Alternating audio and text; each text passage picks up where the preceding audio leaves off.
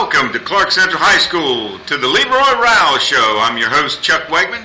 I'm here with head football coach, Coach Leroy Ryals. Thank you. Coach, 7th year, and we just went through our scrimmage the other night against North Oconee High School, and they brought everything that we thought they would. Sure. Highly ranked. I think they're 5th ranked in AAA, and knocked out of the playoffs the last 2 years by Buford High School, who we scrimmaged the last 2 years, and very formidable opponent. Yes, indeed. Very well-coached team. Really, really tough football team. A lot more talented than people think they may be. I don't care if they are AAA and we're 5A. They got 5A talent all across the board. No doubt about it. That quarterback Colvin and the tailback Bryant, 2 stars on that ball club. Absolutely. That quarterback may be one of the best in all classifications. Very good athlete. And that linebacker, I know Dakota Green, I think is his name, middle linebacker. Buster and I were calling his name all night long. That's because we didn't block him all night long, I can tell you that. Well, here we go. Coming up this week, we got Marist coming to town, open up the season for 2012. Of course, the War Eagles are ranked 5th in the state in Quad A. Sure. And very powerful school. Been in playing football now 100 years. So, Wow. Quite a few region championships and quite an opponent to open up the season. Yeah, I can thank Coach John Ward for that, our athletic director. He had called me one day and said, "What do you think about playing Marist?" I didn't really say yeah, but he just assumed I would play him. So, but yeah, you're right. I mean, great, traditionally great football team. A lot of tradition, both in athletics and the school itself. Right. They do a tremendous job. The Coach Chadwick, I mean, he's been there, it seems like forever. Even when I was coaching in college, I used to come by there and see him, and he does a tremendous job. Those kids, when you see them off the hook, it's like, okay, they look okay, but I tell you what, you put that film on, well coached, and they're tough, and a lot better than you think they are. No doubt about it. Well, Coach, what did you take out of the scrimmage Thursday night? Well, the good news is we were able to take something away from it. You know, both positive and, of course, a lot of negative things we need to work on that the kids can see. And I was hoping, I know the score kind of indicated that we were ahead in touchdowns and whatnot, but I want the kids to understand that the score is not indicative of how we played. Right. And we got a lot of things to improve. I'm concerned with the special teams a little bit right now, although we did block a punt. Yeah, no doubt. I'm just not happy right now the way we're practicing special teams. So we got to make sure that that's an area of the game that we have no choice. We have to dominate special teams. Where we've come from, though, from spring scrimmage and what I saw the other night, the snaps are getting back there much quicker. Yes. Lot better. And the punter had a good evening also. He did. He really did. And I guess I'm just the coach in me. I just come off the practice field, and I wasn't pleased today, so that's well, what it is. and it wasn't live in the scrimmage either. Sure. I mean, everything was live until the ball was kicked, and then pretty much was dead. Right. So what could you take away from the scrimmage on special teams? You're learning that in practice. Absolutely. And like you say, I'm glad we ended up blocking the kick. Drico stayed to block one. Yeah. Our execution on PAT field goal was okay. We missed the last one, though. Right. So, like I said, we got some things we can work on film. And then offensively and defensively, there's a lot of things we can work on. But the thing I was pleased about offensively, when they would come back and score and almost tie the game up, we would answer. And Buster and I talked about that during the broadcast, and that was so big last year. When somebody does something, you've got to answer. Yes, and a lot of that credit goes to Cameron Johnson, our quarterback. He's kind of taking that offense on his shoulders a little bit, and he's calm, cool, collected, and he just does a good job executing. Well, let's take a look at some of the highlights from Thursday night. Of course, the JV started out. Normally, Varsity goes 1 through 3, and then JV does the fourth quarter, and we switched it up here a little bit. That's your captains going out for the toss of the coin, and we got a little GITV first in there. Holly Ward, we had her live on the field for the coin toss. Yeah, that was neat. Learning some things. Well, yeah, that's good. And there's the Gladiators run on the field there, and we're excited about playing these guys, and that's good. Well, the JV came out very strong. Really manhandled that offensive line early. Excuse me, Chuck. Big tackle there in the backfield. I tell you what, I'm very impressed with our JV decent defensive line. That's all. Excuse me, I'm having a cough attack here. I think it was Austin Johnson. We got two Austin Johnsons on our team. We call them Austin Johnson 1 and Austin Johnson 2. Okay. Markel Kraft, number 90 there, doing a good job on our defensive front as well. I was really pleased the way the JV defense kind of got out there and flew out to the ball. Well, they got things started early. I mean, they were very aggressive, and like you say, they were coming off the ball. Yeah, and there's Oconee Wise throwing the ball to, I think it was Isaac Butler there, and who was this here? This is, again, number 9 on the tackle, Markel Kraft, and I see Jordan Bonner in there involved in things, and that's real good. And we like the fact that those guys are playing and learning, getting all that valuable experience. Some good size there on that young. Yeah, it's not, that freshman tight end right there, number 88. That's what's that boy's name? That's what's his name? I can't think of his name, Chuck, right now. But it'll come to him in a minute, and he's done a good job for us as well. Well, the JV moved the ball real well. And then right here at the end of the quarter, they were driving and just ran out of time. Yeah. Yep. Well, that's Anthony Smith is the name. Anthony Smith. There he is. Okay. And I think he had 3 catches. Here's another one right here. No, that's just Akeem Wise scrambling to his right. Shows a little mobility there. That's he good. made a good decision right there also. Yeah. And that's what you want to. That's what you want to look for. And all in all, the JV pretty good. No scores off either team, but pretty much the defensive line really controlled North Oconee's offensive line and really made it hard for them to do anything. Absolutely, and that's the key. Anytime you can win the line of scrimmage, whether it's offensively or defensively, you got a chance to win. Yeah, a good chance. No doubt about it. Now, as we go into the second quarter, of course, the Varsity getting their first taste, and first thing I want to talk about is the defensive line again. I mean, you got some young men up here. Yes, we do. This old Stovall, number 98, one of our captains, Demond Stovall, doing a good job. Just barely missed that tackle right there. But, all night long, he did a great job. He was our defensive player of the week. He did a good job of just whooping his man, doing what he's supposed to do. And here we fumble on the play, and we recover this ball. I can't remember if that was Stovall or if that was Allen on the recovery. I'm not sure, but Stovall did a good job again of just doing his job. Here, first turnover of the night, second turnover actually. That's Drico Statham comes in and makes the block, and that really propelled us in that second quarter because the offense was a little stagnant. That gave them just a little confidence, and we were able to put a few plays together here. Yes. And here's Jaquan Dowdy converting on 3rd and 5. That was huge for us right there, keeping the chains moving.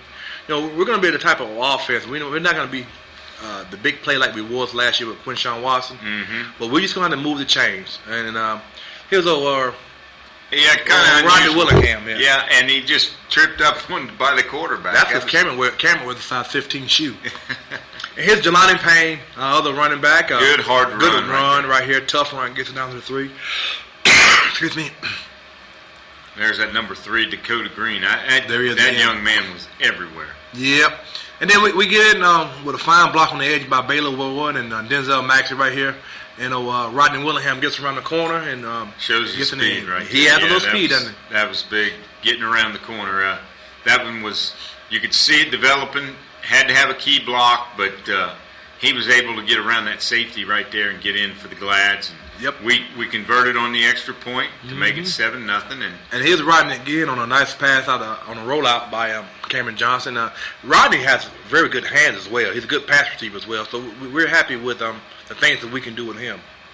Of course, that's the end of the third quarter, or second quarter rather, takes us to halftime. And once again, the offense started out a little sluggish, but we were able to, big special teams play to get you going, get you into the end zone. Once that happened, the rest of that quarter, the offense got some things going. Absolutely. That's why special teams are so important. They can change not only the field position of a game, but the momentum of a game so fast. And that's what happened with the block kick by Drico. No doubt about it, and opened up some things. Of course, I know you weren't running many plays, knowing you through the years, just enough to get you by. A lot of different formations. Yes. But you got to learn where to line up too, and we had a little brain freeze every once in a while on that too. And it's trouble, especially when you got a lot of young kids, because we do give you a lot of formations and personnels. And to get lined up, and then now on top of that, we'll motion around a little bit, shift a little bit, and go no huddle with it. But the defense really looked good in that. The defense looked very good in that second quarter, and they got to set the tone as well with the special teams. So we come back from halftime, and of course we're going to start the third quarter, and Gladiators on special teams, and weren't going live the whole way. The kicks were all the kicks were fair caught. And, so North Oconee starts out here with the ball at number 12, Colvin for North Oconee is a good ball. Yeah, it's right here. They get around the corner right here. We weren't quite set, and they did a good job of quick snapping us. And then they ran the old quarterback power play around the corner, and it's this power sweep, and he's got good speed, and he got around that corner, and we couldn't catch him. They got excited there. They sure did. But they were not able to convert on the extra point, and so we get the ball back. We get the ball back, and we put together a drive right here, which was huge because we were only up by one. Cameron Johnson with a quarterback running them up in there nice and tough. And that was crucial for us. Then on 2nd and 10 right here, we got another good play. We throw the ball to Jaquan Dowdy again. Little screen play to the wide out. I think that gained about 20-25 yards itself. Yeah, that was a good catch and run right there. Yeah. Little things, just trying to do the little things. 2nd and 7 here, I think we run a sprint out to Drico Statham, who's also playing for wide receiver for us. This is a heck of a throw and catch right here now for about a 20-yard gain. And again, just moving the chain so that our offense can stay on the field, keep our defense rested. And as I remember that play too, he had 2 or 3 people he could have thrown the ball to. Yeah, he's greedy like us, like all of us quarterbacks. And here we ran a little over route with Drico Statham, and right here in the red zone, he caught the ball in the seam and scored it for us. Able to get into the end zone. Of course, Max Germain came in for the extra point, as you're going to see here, and a little high snap. We're able to great job by Jack Germain though, getting that ball down. Yeah, and that was real good. And then North Oconee puts a little drive together again, but here's DeMond Stovall with another sack. I think he had 2 that night. We're very pleased with DeMond. We really are. He's doing a good job for us. Well, DeMond looked good in that first 3 quarters. Of course, first 2 quarters for the varsity. DeMond looked good, but Miller also is carrying the load on that other side, and I was very impressed with T.J. Ellison at nose guard. Only a sophomore. Yeah. Only a sophomore. Cedric Armstrong doing a good job of defensive end as well. So the good thing about our defensive line, we only got 1 senior. Yeah. And that's DeMond Stovall. So we're very pleased about that. And the linebackers, Chika Anukum got some good work in. Only a junior. Javon Hemphill also played real. He plays hard, boy. All the time. 170 pounds of go. Yeah, there's no doubt. And also, we moved K'Mon Williams to middle linebacker. He's done a tremendous job for us. So we're pretty pleased with the whole situation. And the secondary, it looked like Drico was trying maybe to do a little bit too much. You noticed it too, huh? I did, but I guess that's going to come as he gets a little confidence with the other people. Exactly. I told him that same thing today. He's the quarterback of the secondary, but he's not the coach. And he has to understand he has to lift the other guys up. Yeah. We're going to tear him down. You lift him up. There you go. You go. So let's go to the fourth quarter and check out. We got plenty of action here in the fourth quarter. And North Oconee puts a little drive together. And yeah, they call us. I call that blitz. I shouldn't have called it, but I asked Coach Self to call that blitz, and they did a good job running that sprint out, and they caught us off guard there. And but we're down by 2, and we make a good play here on a 2-point conversion. Yeah, they go for 2, and so that was huge. We're still up by 2. Israel comes in, knocks that ball away right there. Another junior. So the Gladiators take over at their own 30, and of course we're already down to their 45 here. Yes, and we're moving the ball again, just being systematic about what we're doing. Run a little naked bootleg right here, throwing that ball to old Denzel Maxey out the backfield. Again, just moving the chains, first down, trying to keep the clock running. Denzel had a solid night for you. Yeah, he's a solid kid too, good student. Does a lot of stuff for us. You see him coming to motion again. And here's another pass here. That was to Dowdy, I think. For touchdown. And Buster and I both thought he was in, but They they called called him him back. down at the 1-inch line. It seemed like they sure did, and they was confused about. At first, the guy told me it wasn't in, then he said he was in, and we actually had 12 men on the field right here. We weren't ready, so I wasn't very happy about that. But at any rate, we got the touchdown.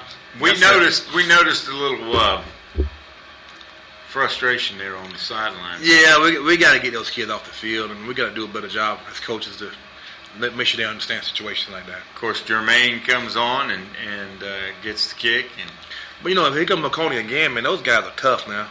Then coming right back at us again. Stovall another tackle with T.J. Ellison as well. Ellison both, getting good line penetration, but they were able to put a big drive here together and inside the 10 right now. And Kevon Bryan man, that kid's good now. I'm telling everybody, he's quick. He's quick, strong, put together pretty well. So now it's 21-19, and again we're in a good ball game here. They finally get the extra point. So you're 21-19, and this is where you got to answer. You got to answer right here. You put a drive together, and that's who's that? Willingham. Oh, Willingham. Well, we call him Skeeter. Oh, Skeet. But he was able to. He was fortunate. He was able to break through that tackle and gain some yards, big yards there on the play. Absolutely. He has good feet and real good balance. Here's Skeet again on another key run right here. Good breaking spin the tackle. Look at move that. right there. Running strong, staying in bounds, doing a good job for us. Yeah. How did the offensive line, as far as you were concerned, grade out? I think they graded out, if I'm not mistaken, about 70. As a group, 77, 78, which is not very high. That's old Denzel Maxey running tough in there, real tough. Just hard to bring down. He is. But, of course, getting back to the offensive line, we can get a lot better. We had a couple kids out injured, so we were out for the game, and here's Cameron Johnson making a play right here. Look at him taking off and run here. That's the element that he's added to his game right there, running. Yeah, we didn't have it last year. Yeah. And to be honest with you, last year I didn't let him do it as much. But now I'm kind of turning him loose a little bit and seeing what he can do. And here's, again, old Skeeter. Just a good, solid run right up hard the middle nose, right there. Isolation play. Did a good job sticking it up in there. And, of course, we're coming out and we're not able to convert on this extra point. No, snap was high again, and we missed the extra point. But, again, we got to work on the little things because that can cost us, and it will cost us at the end. No doubt. Now back on defense, but Oconee back out there. And good penetration there by the defensive line, and we get the interception. Yeah, Kayvon Williams, brand new middle linebacker for us, picked that off to kind of close the game out. So that was good. Javion Hemphill out there also, and he had another big night. And, of course, I know this is your favorite formation right Absolutely. here. The victory formation. Victory formation. I can go home and go to sleep. There you go. Always a good night. And, of course, that was the first meeting between North Oconee and Clarke Central. And it was really two quality ball clubs. I mean, I think both ball clubs are going to have a good year. I know North Oconee in that region that they're in, they're getting away from Buford, I think, aren't they now? I haven't checked their region yet, but I know they'll be a good playoff contender regardless of what region they're in. No doubt about it. And they're tough. They got a lot of good players. Very solid ball club. Well, Coach, we come out of it unscathed, no injuries to speak of after the scrimmage? Well, actually, we did have a big one, Javion Hemphill. We didn't find out till Friday. He came in, his neck was a little sore, so he's going to be out this week with some neck issues, neck strain and whatnot. It could have been worse. He had to do an MRI and the whole deal. So we just thank goodness that it's not as bad as we thought it was. But he'll be out, and we got a couple other guys out. We're a little banged up. How about the offensive line? Are we going to have the guys back that were out? Well, DeMario Price, we're looking to get him back at left tackle, and that's key because he's a senior. He's got some experience. Yeah, and when we lose Alex Bryant, he can't play this game because of the transfer rule. He's out for one game. Because he played last year at Cedar Shoals, correct? And he played against us, then he transferred after that. So that was that's gonna be a little blow for us. And but that's why they play the game. Like I told you, team. That's what we call a team. And somebody needs to step up and still be a part of it because we still got to line up and still got to play the game. Well, all in all, you're getting DeMario back. You're really those same four guys that played the other night are just going to have to step up and play. Absolutely. You're right. Well, Coach, Marist coming in. Mm-hmm. The wishbone, isn't it? Wishbone, spread bone, whatever you want to call it, Yeah. option. Miles Willis is a pretty good quarterback, isn't he? Very good. Yeah. Very good. A lot of people compare him to the guy that played at Ham last year. Okay. Very, very comparable. Okay. I think he's going to head to Boston College. That's what I heard. Yeah, good, I heard he's a good student, great kid. He can run with the best of them. Well, I can tell you, anybody coming out of Marist is going to have to be a good student Yeah, and a good kid. They're pretty tough over there on that kind of stuff. well, they should be. Yeah, I bet there's it costs no- enough to go over there, doesn't it? There's no doubt about it. No doubt about it. But Marist is coming in with a pretty solid ball club defensively also. I mean, yeah. What are you looking at? Well, you know, they play a lot of guys both ways, which I can understand them in a AAA or 4A ball 4A, club. yeah. In fact, even Miles plays some cornerback. The running back plays some cornerback for him as well. But they got the big tight end and linebacker, or defensive end, whatever you want to call him, Taboka, whatever his name is. Taboka. He's about 6'6" now. He's all of 6'6". Long arms. He can play well. And, they got a couple of defensive linemen, offensive linemen. They're just so tough inside with the offensive line. They come off that ball, they get in a 4-point stance, and they just root hog you, and get you out of there. And they do a great job with the wishbone. I'm sure you've had to. Do you compare this offense anything like we see a lot of the in 8 quad A? We always saw a lot of the offense that was running the ball misdirection. Yeah, the wing tee. The wing tee. Mm-hmm. Well, I compare it to more to what Habersham Central did last year, the true, like Georgia Tech does. Okay. Spread option.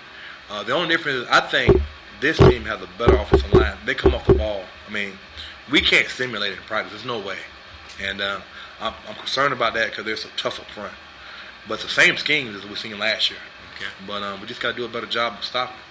Well, we're looking forward to Friday night and open up in the season. Of course, this is a non-region game, the first in quite a few years.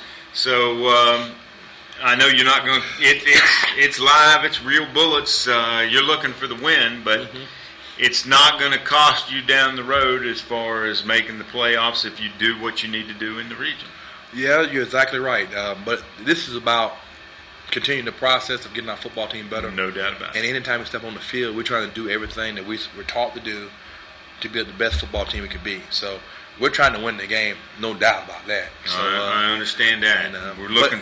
It's we're good looking competition. forward to it. We're looking forward to it Friday night. I bet you are. It's going to be a good one. Of course, the Marist War Eagles coming to Athens, Billy Henderson Stadium, 7:30 start. We're going to be on GITV at 7 o'clock, Buster Crumpton and Chuck Wegman. And we're going to be able to take you live, of course, at 7 o'clock. And Holly Ward's going to be there for interviews. So please catch us on GITV at Clarke Central, GITV.com, Friday night, 7:30, right here at Billy Henderson Stadium, Clarke Central High School. For Leroy Ryals, I'm Chuck Wegman. Thank you for joining us on the Leroy Ryals Show.